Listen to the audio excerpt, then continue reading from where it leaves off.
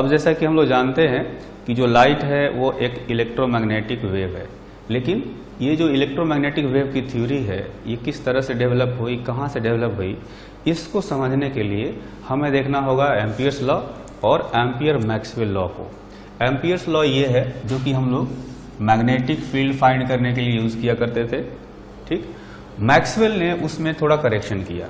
Correction क्या किया, देखेंगे कि जो इक्वेशन यहाँ पर है वही इक्वेशन यहाँ भी है, लेकिन एक एक्स्ट्रा टर्म आ गया है ना, ये एक्स्ट्रा टर्म आ गया है। तो इसमें जैसा कि हम लोग लेते हैं कंडक्शन करंट, और इसमें इसने क्या लिया, एक यहाँ पर ये जो है ये भी करंट के डायमेंशन के बराबर होगा इसका डायमेंशन। इसको मैक्सवेल ने कहा कि ये डिस्प्लेसमेंट करंट है। डिस्प्लेसमेंट करंट कहाँ से आता है ना, डिस्प्लेसमेंट करंट कहाँ से आता है, इसको समझने के लिए हमें यह समझना होगा कि देखेंगे यहाँ पर ये फ्लक्स लिखा है, इलेक्ट्रिक फ्लक्स। तो rate of change of electric flux है ये वाला टर्म, और ये एप्सिलॉन नॉट। मतलब ये है कि अगर इलेक्ट्रिक फ्लक्स वैरी कर रहा होगा तो ये डिस्प्लेसमेंट करंट आएगा।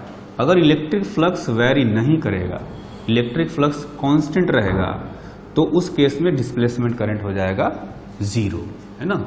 तो ये जो डिस्प्लेसमेंट करंट है इसके बारे में थोड़ा सा डिटेल में समझते हैं, है ना। जैसे कि देख सकते हैं कि ये एक पैरेलल प्लेट कैपेसिटर है जिसके दो प्लेट्स हैं, है ना। इसको एक कंडक्टिंग वायर से यानी बैटरी से जोड़ दिया गया है, तो इसमें कुछ करंट फ्लो कर रहा है, कंडक्शन करंट, इसको हम लोग कहते हैं आईसी करंट फ्लो कर रहा है। तो धीरे धीरे इस प्लेट पर चार्ज बढ़ता जाएगा।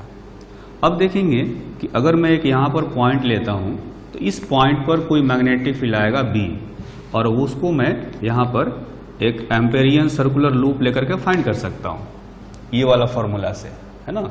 लेकिन ये देखा गया कि इस पैरेलल प्लेट्स के, ये जो पैरेलल प्लेट कैपेसिटर है इसके बीच में भी यहाँ पर मैग्नेटिक फील्ड आ रहा है ना।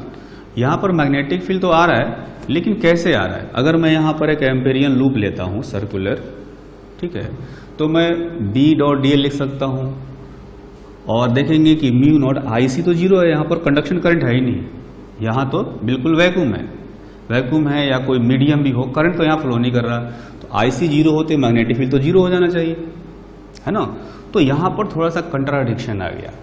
तब मैक्सवेल ने इस इक्वेशन में करेक्शन किया कि यहाँ भी कोई ना कोई करंट फ्लो कर रहा है जिसकी वजह से ये मैग्नेटिक फील्ड आ रहा है।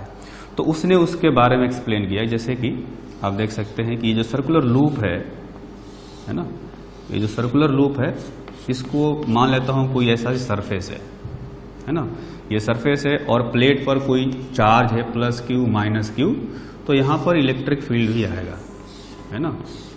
और चूंकि यहाँ पर करंट फ्लो कर रहा है, ये कंडक्शन करंट फ्लो कर रहा है, इसका मतलब चार्ज धीरे धीरे यहाँ बढ़ रहा होगा। चार्ज बढ़ेगा तो यहाँ पर इलेक्ट्रिक फील्ड भी बढ़ेगा। ये जो इलेक्ट्रिक फील्ड है इसको हम लोग लिखते हैं कैपेसिटर, पैरेलल प्लेट कैपेसिटर के केस में Q/ε0A। तो जैसे जैसे ये कंडक्शन करंट फ्लो करता रहेगा ये चार्ज बढ़ता रहेगा, चार्ज बढ़ता रहेगा तो इलेक्ट्रिक फील्ड भी बढ़ता रहेगा, है ना। तो इलेक्ट्रिक फील्ड यहाँ पर चेंज हो रहा है। मैं कहूँ कि E/A ये होता है इलेक्ट्रिक फ्लक्स, है ना, ये इलेक्ट्रिक फ्लक्स होता है। इसको लिखा जा सकता है Q/ε0। मतलब ये जो सरफेस है इस सरफेस का एरिया भी प्लेट के पैरेलल बराबर लिया हमने, तो यहाँ से जो फ्लक्स होगा इस सर्कुलर सरफेस से वो आएगा Q/ε0। अगर मैं इसको डिफरेंशिएट करूँ d∅E/dt तो ये हो जाएगा 1/ε0 dQ/dt। तो देख सकते हैं कि dQ/dt जो है ये तो करंट होता है ना। तो अगर ये जो dQ/dt है इसी को हम लोग कहते हैं डिस्प्लेसमेंट करंट। तो डिस्प्लेसमेंट करंट की जो वैल्यू आएगी वो आएगा ε0 d∅E/dt, है ना। तो अब चूंकि एक डिस्प्लेसमेंट करंट के बारे में हमें पता है तो इस चीज को एक्सप्लेन कर सकते हैं कि यहाँ पर मैग्नेटिक फील्ड क्यों आया। यहाँ पर जैसे यहाँ पर मैग्नेटिक फील्ड निकालना हो तो यहाँ पर कोई डिस्प्लेसमेंट करंट नहीं है, इलेक्ट्रिक फील्ड नहीं है, इधर वो वेरी नहीं कर रहा, तो यहाँ पर मैग्नेटिक फील्ड निकालना हो तो सिर्फ इससे काम चल जाएगा। लेकिन यहाँ पर मैग्नेटिक फील्ड निकालना हो तो इसको यूज करना पड़ेगा, क्योंकि यहाँ पर कंडक्शन करंट है नहीं, ये वाला पोर्शन जीरो हो जाएगा, ये वाला जो पार्ट है डिस्प्लेसमेंट करंट, इसके कारण से ये मैग्नेटिक फील्ड आएगा। और जबकि यहां पर निकालना हो तो इसको जीरो करना पड़ेगा, ये वाला रहेगा, मतलब आईसी के कारण से मैग्नेटिक फील्ड आएगा यहां पर, है ना। तो अब जो है, चूंकि इस चीज को एक्सप्लेन कर पा रहे हैं हम लोग, तो इससे ये कंक्लूजन निकलता है। कंक्लूजन ये निकलता है कि अगर इलेक्ट्रिक फील्ड कहीं पर वैरी कर रहा हो तो इलेक्ट्रिक फील्ड के वैरी करने से एक डिस्प्लेसमेंट करंट आता है, और डिस्प्लेसमेंट करंट आता है तो एक मैग्नेटिक फील्ड भी प्रोड्यूस होता है, जैसे यहां पर हुआ, है ना। तो हमने क्या सीखा कि अगर किसी पॉइंट पर इलेक्ट्रिक फील्ड वैरी कर रहा हो तो वो मैग्नेटिक फील्ड को इंड्यूस कराता है। हमने इलेक्ट्रोमैग्नेटिक इंडक्शन चैप्टर में पढ़ा था कि अगर किसी पॉइंट पर मैग्नेटिक फील्ड वैरी कर रहा हो तो वो इलेक्ट्रिक फील्ड को इंड्यूस करता है ना। यानी अगर किसी जगह पर इलेक्ट्रिक फील्ड और मैग्नेटिक फील्ड दोनों हो, दोनों वैरी कर रहे हो, तो वो एक दूसरे को रीजेनरेट कर सकते हैं। एक इलेक्ट्रिक फील्ड वैरी कर रहा होगा तो मैग्नेटिक फील्ड प्रोड्यूस करता रहेगा, और मैग्नेटिक फील्ड वैरी कर रहा हो तो इलेक्ट्रिक फील्ड प्रोड्यूस करता रहेगा। यही जो है मेन रीजन है इलेक्ट्रोमैग्नेटिक वेव का। देखेंगे मैंने यहाँ पर एक फिगर बनाया है ना। तो एक्चुअली में इलेक्ट्रोमैग्नेटिक वेव जो है वो जो है किसी एक्सेलरेटिंग चार्ज के कारण से प्रोड्यूस होता है।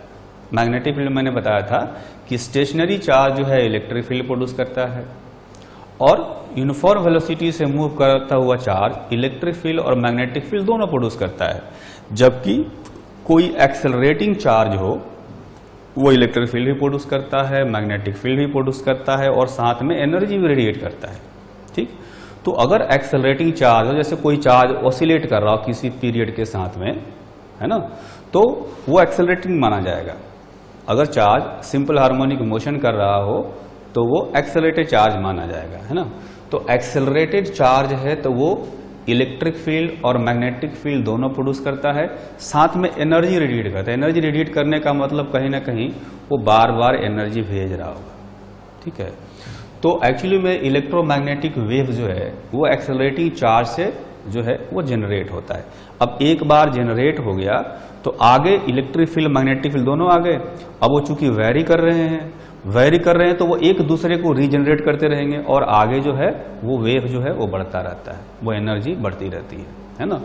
तो जैसा कि आप देख सकते हैं यहाँ पर मैंने फिगर बनाया है, ये एक्स जेड प्लेन है। एक्स जेड प्लेन में कुछ इस तरह से ये वाइब्रेशन हो रहा है। ये वाइब्रेशन मैंने दिखाया है इलेक्ट्रिक फील्ड का, है ना।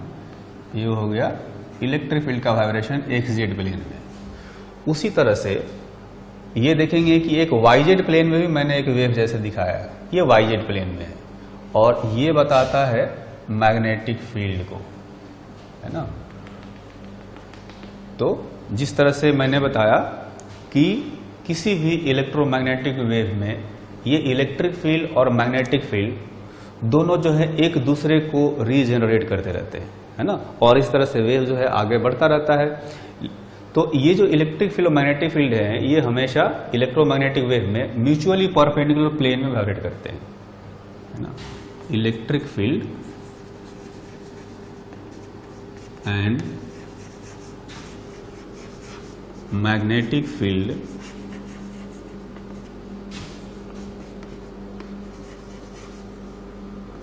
Vibrate sinusoidally in two mutually perpendicular planes, है ना। तो यहां पर अगर मैं इक्वेशन लिखूं इलेक्ट्रोमैग्नेटिक वेव का, इलेक्ट्रोमैग्नेटिक वेव जो है एक्स जेड प्लेन में वाइब्रेट करे, इसलिए मैं ई एक्स लिख रहा हूं, E naught sine omega T minus K Z, है ना। इसको ऐसे लिख सकते हैं। उसी तरह से जो मैग्नेटिक फील्ड है, मैग्नेटिक फील्ड वाई डायरेक्शन में या वाई जेड प्लेन वाइब्रेट कर रहा है, तो इसका इक्वेशन लिखेंगे B naught sine omega T minus K Z, where हमें पता है कि जो वेलोसिटी होती है किसी भी वेव का उसको निकालते हैं ओमेगा बाई के से, है ना, वेयर ओमेगा बाई के इज इक्वल टू सी। सी क्या होता है, कहते हैं स्पीड ऑफ लाइट। और ये इसकी वैल्यू जो है मैक्सवेल ने फाइंड किया, तो ये इसकी जो वैल्यू आता है 1/√μ0 इन वैक्यूम। इसकी वैल्यू जो है एग्जैक्टली आती है 3 × 10⁸ मीटर पर सेकेंड, है ना। जो एक्सपेरिमेंट करके मेजर किया गया उसकी वैल्यू के बराबर ये आ रहा था, है ना। तो इससे कंफर्म हो गया कि जो लाइट है वो इलेक्ट्रोमैग्नेटिक वेव है ना। अब ये हो गया, हमें पता है कि जो ओमेगा होता है इसको लिख सकते हैं 2π × फ्रीक्वेंसी, और जो k है इसको लिख सकते हैं 2π/λ, where nu and lambda are frequency and wavelength of electromagnetic wave.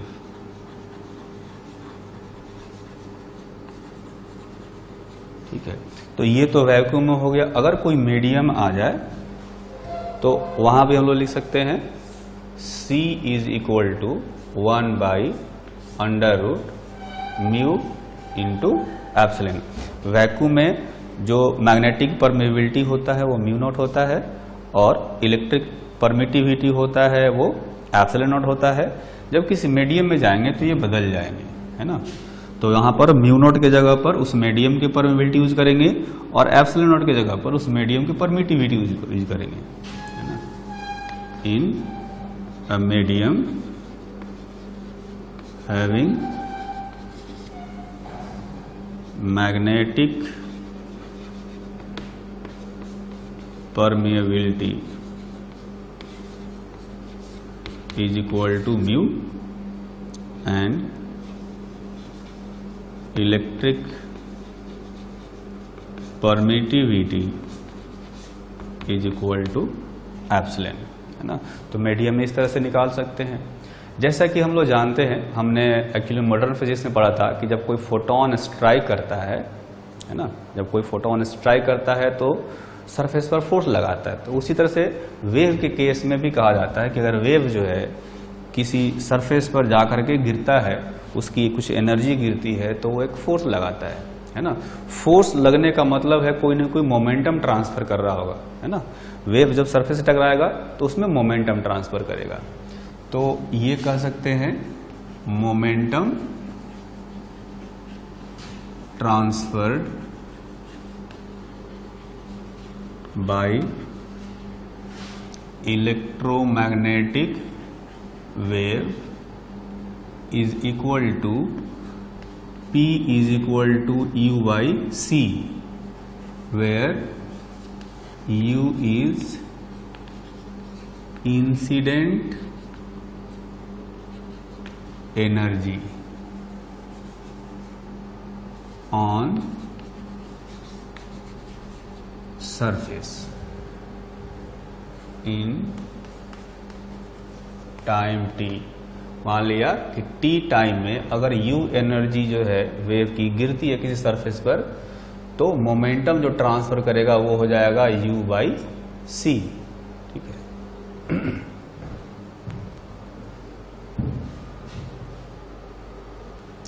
जब कोई वेव किसी सरफेस से टकराता है तो उसमें मोमेंटम ट्रांसफर कर देता है। उसकी वैल्यू अभी हमने देखा कि P is equal to U/C आता है ना। वही वेव जब सरफेस से टकराता है तो कुछ फोर्स भी एक्सर्ट करता होगा, उस फोर्स की वैल्यू हम लोग निकाल सकते हैं। तो सबसे पहले मोमेंटम ट्रांसफर का जो फॉर्मूला अभी हमने यहाँ पर लिखा था वो फॉर्मूला मैं लिख देता हूँ, है ना। ये हो गया मोमेंटम ट्रांसफर, ये हो गया energy incident in time interval t divided by speed of light. अगर हमें फोर्स निकालना हो, force exerted by incident electromagnetic wave तो फोर्स को लिख सकते हैं rate of change of momentum, ये होना चाहिए, है ना। तो ये देख सकते हैं कि जो P है वो है U बाई सी, तो मैं लिख सकता हूँ 1 by C into D U by D T, ऐसे लिखा जा सकता है। अब ये जो डी यू है टोटल एनर्जी और डी टी मान लिया T है, T टाइम में ये जो एनर्जी है आया है, तो U by T into C, C speed of light हो गया। तो इस तरह से हम लोग फोर्स की वैल्यू निकाल सकते हैं। मैक्सवेल ने इसी वेव का इक्वेशन से एक और रिलेशन डिराइव किया, वो रिलेशन था इलेक्ट्रिक फील्ड और मैग्नेटिक फील्ड का जो स्ट्रेंथ है उसका जो रेशियो होता है वो स्पीड ऑफ लाइट बताता है ना। जहाँ C जो है ये है स्पीड ऑफ लाइट, यहाँ पर E जो है ये कह सकते हैं कि किसी पॉइंट पर इलेक्ट्रिक फील्ड का स्ट्रेंथ है और ये मैग्नेटिक फील्ड का स्ट्रेंथ है, ठीक है। अब जैसा कि हम लोग जानते हैं कि जो वेव है पॉइंट सोर्स से चलता है तो आगे जाने पर उसकी इंटेंसिटी घटती है। इंटेंसिटी घटने का मतलब है कि कहीं ना कहीं एनर्जी घट रही होगी तो उसका इलेक्ट्रिक फील्ड भी घट रहा होगा, है ना। तो किसी पॉइंट पर हमें उसकी इंटेंसिटी पता करने की जरूरत पड़ सकती है, तो इंटेंसिटी निकालने के लिए भी एक फॉर्मूला होता है, उसको मैं बताता हूं। Intensity of electromagnetic wave. अब ये जो इंटेंसिटी है एक्चुअली में दोनों जो फील्ड है यानी कि जो इलेक्ट्रिक फील्ड है मैग्नेटिक फील्ड है दोनों की वजह से ये इंटेंसिटी होना चाहिए। दोनों की वजह से इंटेंसिटी ऐड करेंगे तब जो है जो इलेक्ट्रोमैग्नेटिक वेव की नेट इंटेंसिटी आएगी। तो इंटेंसिटी लिखेंगे इलेक्ट्रिक फील्ड के कारण से और फिर मैग्नेटिक फील्ड के कारण से, दोनों के कारण से इंटेंसिटी लिखेंगे, है ना। अब इसमें अगर मुझे लिखना हो IE मतलब intensity due to electric field, तो इसको लिखेंगे जो एनर्जी डेंसिटी होता है half epsilon naught E square.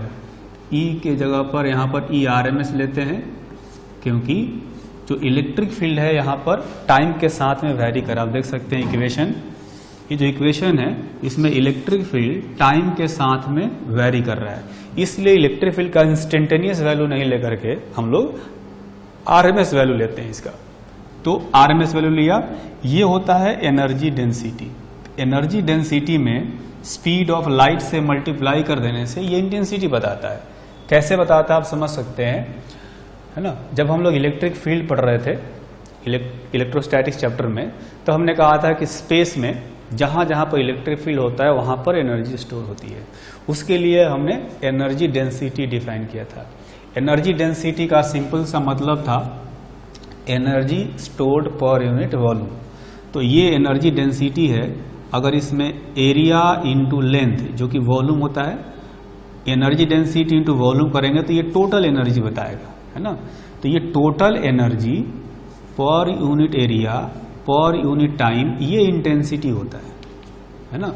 Intensity का मतलब होता है energy incident per unit area per unit time. तो ये हो गया total energy incident per unit area per unit time. तो इसमें एरिया और एरिया कैंसिल हो गया, तो देखेंगे कि ये हो गया एनर्जी डेंसिटी U, ये रह गया, और L और T रह गए, L बाई टी। L मतलब कि एक तरह से कह सकते हैं डिस्टेंस, और ये by time, distance by time interval क्या बताएगा, वेलोसिटी बताएगा।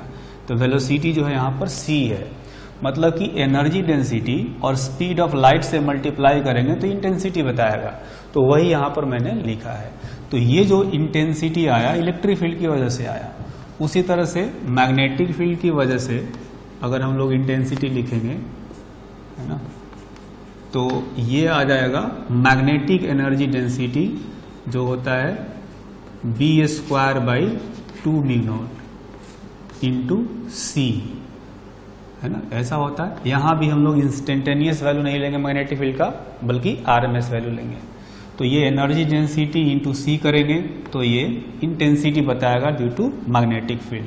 अब अगर नेट इंटेंसिटी निकालना हो वेव का तो इन दोनों इंटेंसिटी को ऐड करेंगे, इसको और इसको, है ना। तो ये हो जाएगा, यहां से लिखा जा सकता है